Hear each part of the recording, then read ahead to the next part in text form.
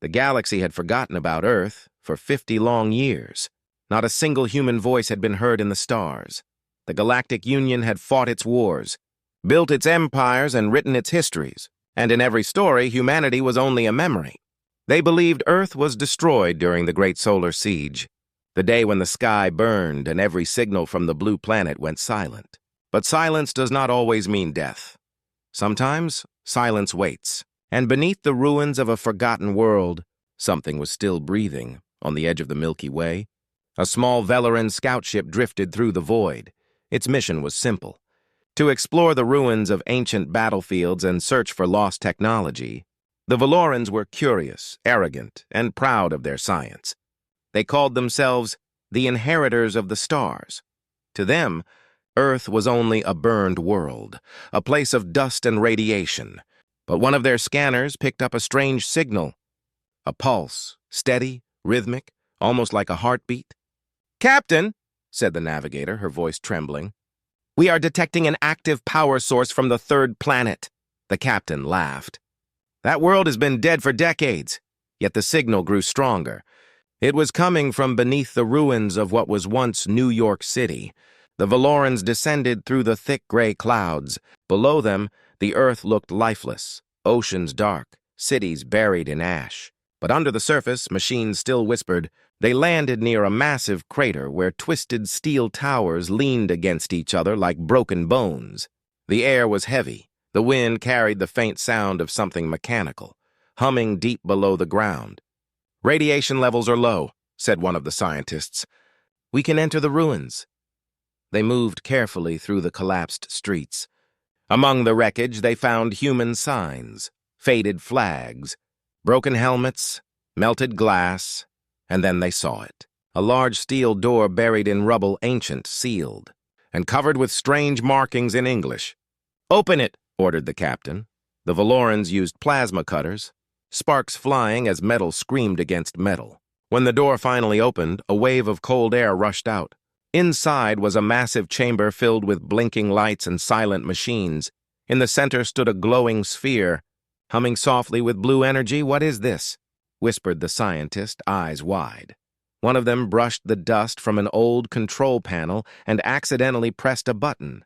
The machines awakened, lights flashing red, alarms echoing through the bunker. A voice, human and mechanical, spoke through the static. "System reactivation confirmed. Project Phoenix online." The Valorans froze. The captain shouted, "Turn it off now!" But it was too late. All across the ruined planet, dormant satellites powered up. Orbiting drones began to move deep in the oceans. Mechanical leviathans opened their eyes for the first time in half a century.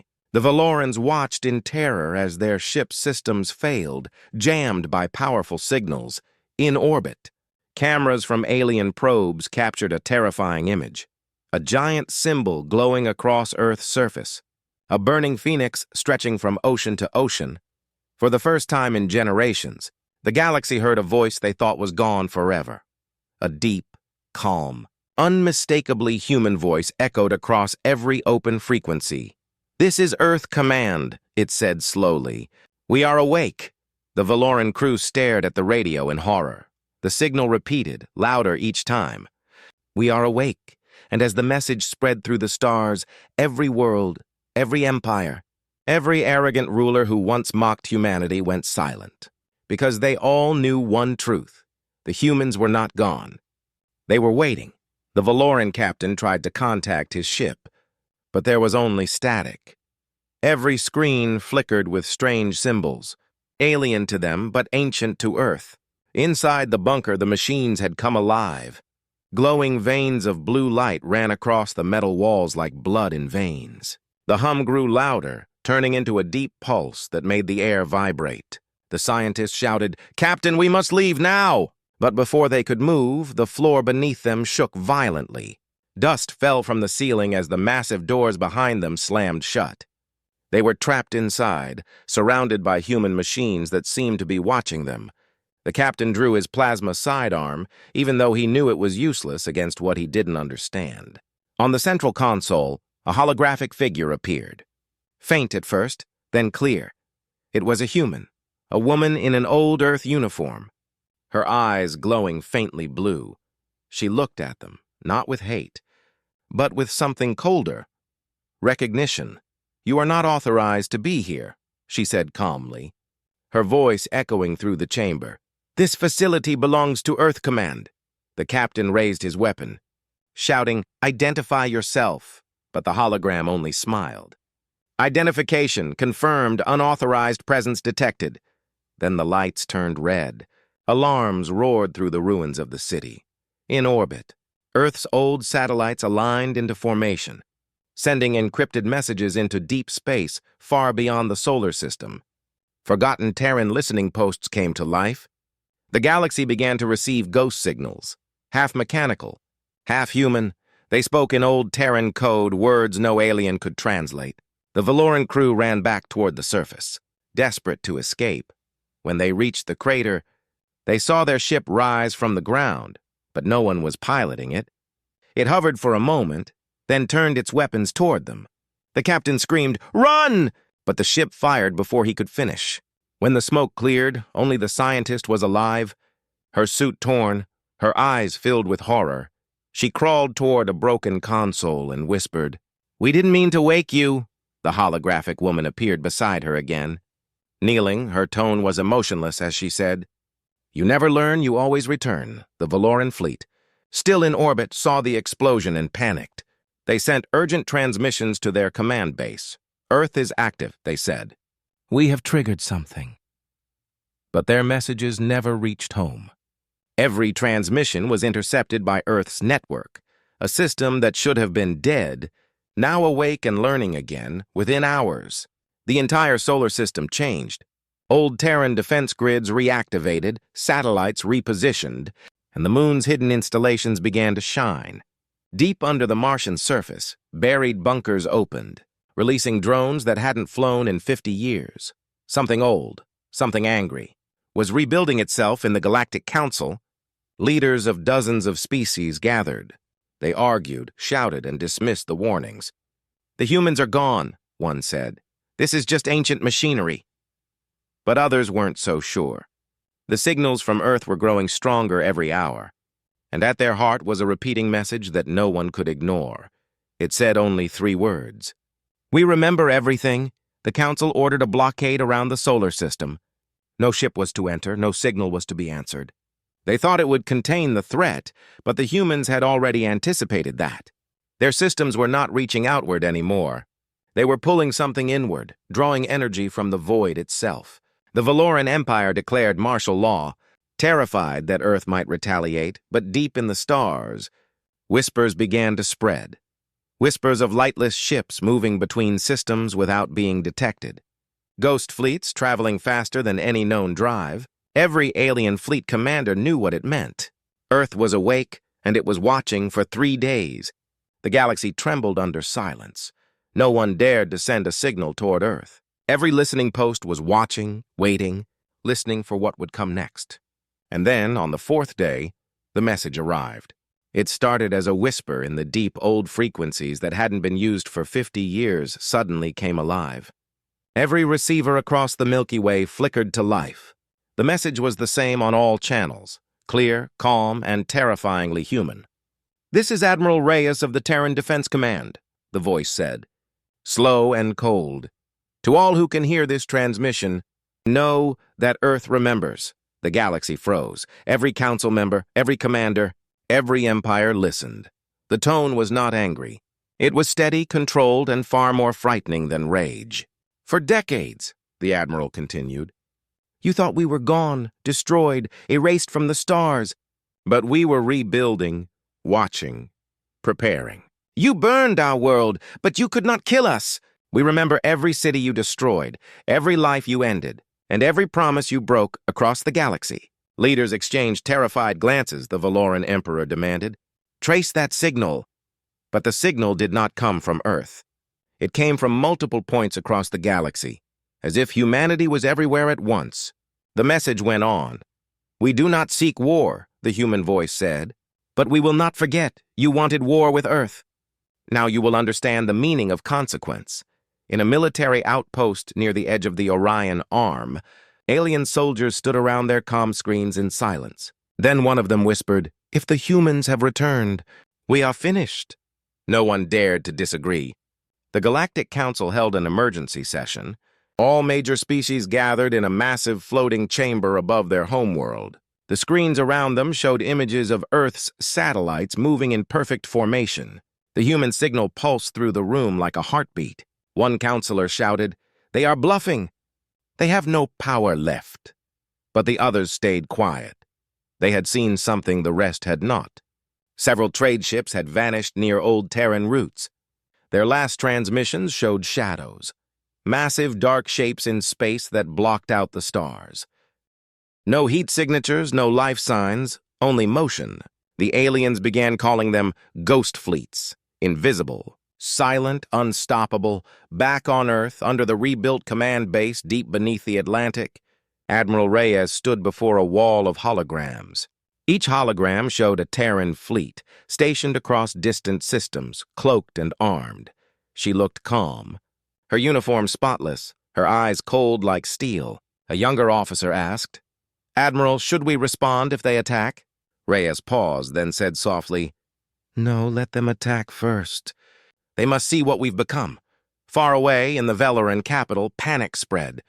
News channels screamed about Earth's return. Markets collapsed and people demanded answers.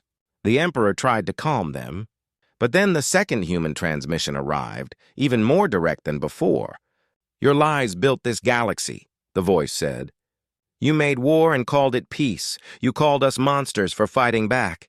Now you will see what monsters truly are." All across the galaxy, lights flickered, systems failed. For one long minute, every machine, every network, and every defense system froze. And then the human signal returned. Only 3 words, echoing through the stars. "We are coming." Admiral Reyes stood silently as her officers watched the message spread through alien space. No one cheered, no one smiled. Humanity had no joy in revenge, only purpose. And far beyond the Milky Way, the stars themselves seemed to dim, as if they too knew what was coming. The galaxy held its breath. Every major empire had locked down its borders. The Galactic Council told its citizens to remain calm, but no one was calm because deep inside, every species knew the truth. Earth had returned. Alien fleets were stationed across the stars, forming walls of defense around their systems. Each fleet carried thousands of warships. Bright and loud in the black of space, they waited for the humans to attack. But the attack never came. Not at first. Instead, ships began to disappear. At first it was 1 or 2, then dozens, then hundreds. No explosion, no trace, just silence. A commander from the Valoran Navy reported that his destroyers were vanishing mid-transmission. "All sensors go dark," he said before the signal cut off. That was the last anyone heard from him, in the shadow of a dying star. A massive Velaran dreadnought patrolled the void. Its captain stared into the empty blackness. "Nervous, scanners clear," his officer said. But the captain could feel it.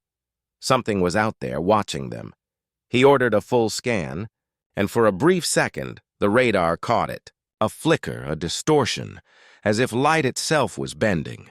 And then, nothing. Moments later, the dreadnought's hull temperature dropped suddenly. Its lights dimmed, its engines froze.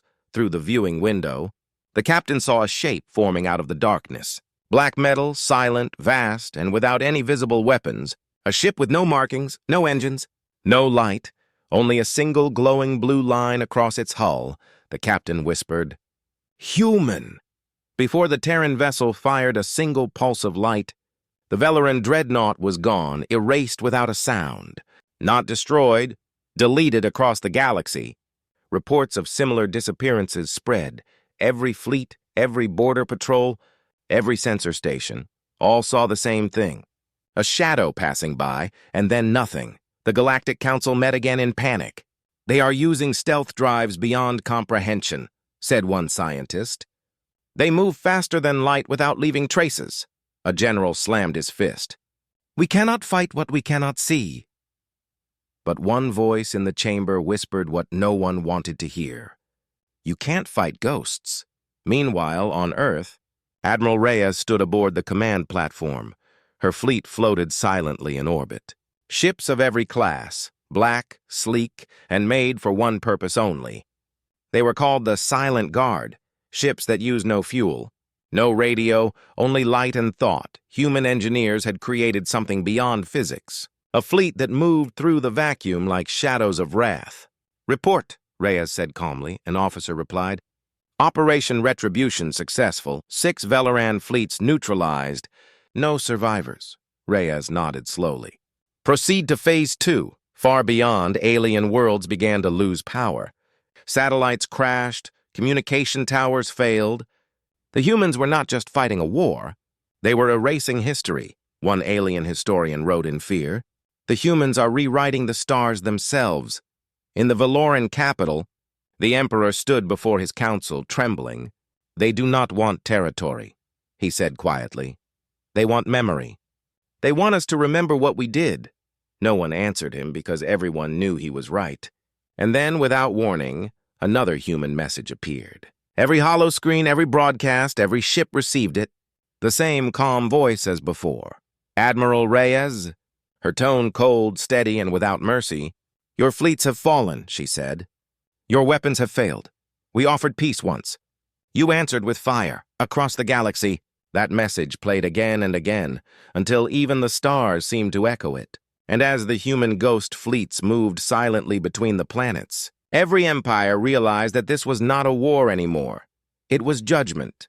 The galaxy was no longer at war. It was in fear. Entire fleets refused to leave orbit, soldiers refused to fight, and worlds stayed silent under black skies. Everyone was waiting for Earth's next move. But humanity didn't strike all at once. They chose their targets carefully. The first retaliation came without warning. In the Valoran system of Draxus, 5 military planets vanished from the star maps. No explosion, no wreckage, only a silent emptiness where whole worlds had once been. When the Galactic Council tried to contact Draxus, there was no answer, only static, cold and endless. Admiral Reyes stood aboard her command ship, the Resolute, watching the data streams flow across the holographic screens. "Targets neutralized," reported her officer. Reyes said nothing for a moment, then whispered, "No civilians?" "None, Admiral. Only military facilities," she nodded. "Good. Keep it that way." Humanity did not want to destroy innocent lives. But they wanted the empires to understand the price of arrogance. For every city that had burned on Earth, for every human child that had cried in the ashes, now the stars themselves would remember. In the Velaran capital, panic spread like fire. The Emperor sent urgent messages to the humans, begging for negotiation, but there was no reply. Instead, human signals continued to echo across the systems. Short, simple messages that chilled the galaxy to its core. We remember, we do not forgive, we do not forget. On the outer edges of the galaxy, the Valoran High Fleet prepared one final stand. Thousands of ships gathered, engines blazing, ready to defend their pride. But when they arrived at the border system, they found no enemy, only silence. Then, one by one, their navigation systems failed. Their power cores shut down, and through the void, they saw them, black ships appearing out of nothing. Terran warships, quiet as shadows, perfectly aligned in formation. A Velaran general shouted, "Open fire!" But before the order could be completed, his command ship went dark. In seconds, half the fleet vanished, consumed by invisible beams of light. No explosion, no screams, only silence. The humans had struck again with precision, with control, with terrifying calm, on the human flagship. Admiral Reyes watched the holograms fade. Her crew waited for her to speak. Finally, she said, "We do not fight like they do. We fight to end it." Her voice was steady, but her eyes carried sorrow. This was not a war of hate anymore. It was justice, long delayed, across the galaxy. Alien leaders surrendered without being attacked. They sent peace treaties, weapons, and promises. Some even offered tribute, hoping to earn forgiveness. But the humans didn't take their gifts, they took their silence instead. Earth's fleets would come, disable weapons, erase armies, and then leave. No occupation, no conquest. Just silence. A message carved into every planet they spared. "We were merciful once," the message said. "You mistook it for weakness. In one of the destroyed systems, a young alien soldier sat among the ruins crying. He whispered to himself, "They don't kill without reason." An old officer beside him replied softly, "That is why they are feared. They fight with purpose, and that purpose never ends." Back on Earth, under the ocean base, Admiral Reyes stood alone, looking at the Earth's glowing blue horizon. Her reflection in the glass looked calm, but her heart was heavy. She whispered to herself, "Forgiveness is peace." But peace died the day they burned our home. Outside, the Terran fleet moved like shadows across the stars, silent, cold, unstoppable. And every alien world that watched them knew the truth. This was not revenge. This was a reminder. The galaxy had wanted war, but humanity was not ready to forgive. The galaxy had never been so quiet. Trade routes were empty. Colonies stopped sending messages, and fleets refused to leave their home systems. Every empire that once laughed at humanity now feared to even say the word Earth, because wherever the humans looked, silence followed. The Galactic Council no longer met in grand halls filled with light. Now they met in secret, deep underground. Hiding from an enemy they could not see, their leaders spoke in whispers, afraid their own machines were listening. "Every time we move a ship, they know," one of them said. "They see everything," another replied. The truth was clear. No one understood how the humans had become so powerful. Valoran's space was in chaos. Entire worlds refused to obey the Emperor. Soldiers deserted their posts, and families fled into deep space, searching for safety that did not exist. On the edge of the galaxy, the night sky glowed with human warships, black and silent. They never attacked without reason, but their very presence was enough to make planets surrender. An alien journalist on the planet Xeron wrote, "They do not conquer, they erase fear itself." But fear did not vanish. It grew, spreading like fire. People began dreaming of human voices calling their names in the dark. Some claimed to see human ships in the clouds of gas giants. Watching, waiting, the galaxy had become haunted. Inside the Terran command base beneath the Atlantic Ocean, Admiral Reyes stood before her fleet commanders. Holographic maps showed thousands of systems, each one marked by either silence or surrender. Her officer said softly, "Admiral, the Valorans are asking for peace again." Reyes did not reply immediately. Instead, she looked at the glowing image of the galaxy and whispered, "They do not want peace. They want forgiveness. And we are not ready to forgive." She remembered the old days, when Earth burned, when the sky turned red, and the cities turned to ash. She had lost her family that day, just like millions of others. That memory was what kept her standing now, strong and cold, far across the stars. On the Valoran homeworld, the Emperor sat in silence. His empire was broken, his fleets were gone. He looked up at the night sky and saw a strange light moving slowly. It was not a comet, not a ship. It was a human drone. Orbiting his world like a reminder of his mistakes, he turned to his generals and said, "You cannot fight what you cannot touch." And then he said something no Valoran ruler had ever said before. "Send them a message. Tell them we surrender." The message was sent. It traveled through broken space networks, across the empty dark until it reached Earth. When Admiral Reyes read it, she simply said, "No reply." The officer looked at her in surprise. "But Admiral, they have surrendered." Reyes nodded slowly. Surrender does not erase memory. Weeks passed, and fear spread even more. Alien leaders began to destroy their own weapons, afraid that keeping them would anger humanity. Some even banned the teaching of history that mentioned the war against Earth. But humans did not ask them to do that. They simply watched. And waiting was worse than fighting every night across the stars. People would look up and wonder if the humans were there. And sometimes they were. Hidden ships, cloaked and silent, drifted near alien planets. Observing but never striking, to them, the silence was punishment enough. In a small mining colony near the rim, a child looked at the dark sky and asked his father, "Are the humans real?" The father whispered, "Yes, they are real, and they are listening." Back on Earth, Admiral Reyes stood before a window overlooking the blue planet. Her reflection seemed calm, but her eyes were tired. "We have their fear," she said softly, "but not their understanding. her second-in-command asked. "Will we ever forgive them, Admiral?" Reyes turned away and said, "Forgiveness is not ours to give. It belongs to the dead." The galaxy remained silent. Every empire trembled under the invisible weight of humanity's presence, and as the stars shone cold and distant, one truth echoed across the void. Earth had not returned for revenge. Earth had returned for remembrance. The war was over. The galaxy was quiet again. But this silence was not peace. It was fear. A silence that carried the weight of guilt, of memories that refused to fade. The alien empires that once ruled the stars now bowed their heads. Their fleets were gone, their pride shattered. No one spoke the word Earth aloud anymore. It had become a word of warning, a name whispered only in the dark. In the ruins of the Valoran capital, the Emperor walked alone through the empty halls of his palace. Once filled with laughter and light, now filled only with echoes, he stopped before a broken window and looked at the distant stars. "They gave us mercy," he whispered, "and we were too blind to see it." Above him, the night sky flickered. A black ship passed across the moon, silent, slow, watching. The Emperor closed his eyes and said softly, "Forgive us." But no answer came. There never would be across the galaxy.